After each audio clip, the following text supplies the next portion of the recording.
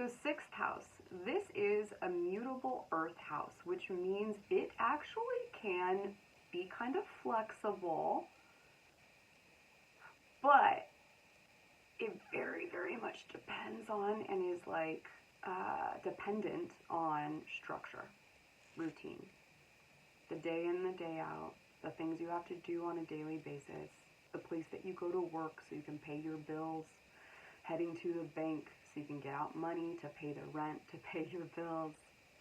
This is where, if you're a person who's like, I don't like structure, my Piscean people, believe me, I know, my moon sign's Pisces, I really avoided structure for so long until I understood how to make it work for me. And once I understood what the sixth house meant, and when I looked at my birth chart and saw what signs and things like planets and whatnot are in the sixth house, I began to open up to the idea of routine that I could create for myself. That was very specific to me. Because let's face it, when we're growing up and we're going through life, we're typically not really taught how to create our own very customized routine for ourselves. No. Routine is established by school, extracurricular activities like sports or music lessons or whatever, church. You know, you have to go to church every Sunday, so that's a part of the weekly routine, right? The sixth house also represents faith and religion. And so this can be where those topics are important to you, but maybe in a way that you never thought before. I'm not religious, but I'm extremely spiritual, and my faith is really strong, and my sixth house has a ton happening in it. And so when you understand that the sixth house unlocks the key for you to knowing how you can customize your own routine without just falling into the trap of, well, my routine is based off of my work schedule or my class schedule or what these other people, what their schedules are, my kids, like, you know, taking them back and forth between things. Obviously, you can't just like ignore those things if they're a part of your life.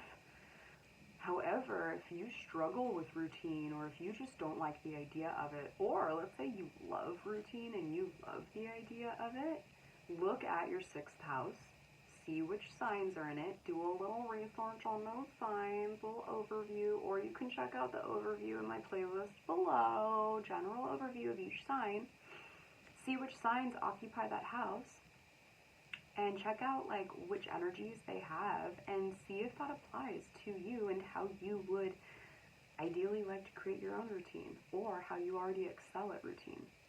So it's routine, it's details. This is also where you can find out how you can become super detailed in just a certain area of your life.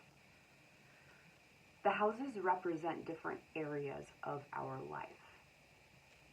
And so when we understand that we can start to look and see what our own unique coding is there, what our unique like special sauce is there based off of the signs that we have in that house, just on its own, just looking at the signs in that house can give you such an amazing,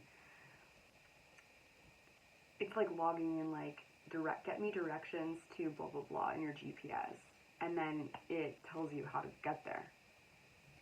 That's what the sixth house is for you, establishing how you really can thrive in the nitty-gritty of your day, how you can really thrive in focusing in on some details here and there, how you systemize things in your house to keep it clean, or how you know, on Tuesdays you go to the farmer's market. Because it's one of the days the farmer's market is open, it's maybe not the best example, but farmer's market's also open on Saturdays. You have a choice. Tuesday fits better in how you want your week to look. Great, then you can choose that because you know how you like your routine to be, or what you need to get done, or blah blah blah. So that's the sixth house energy.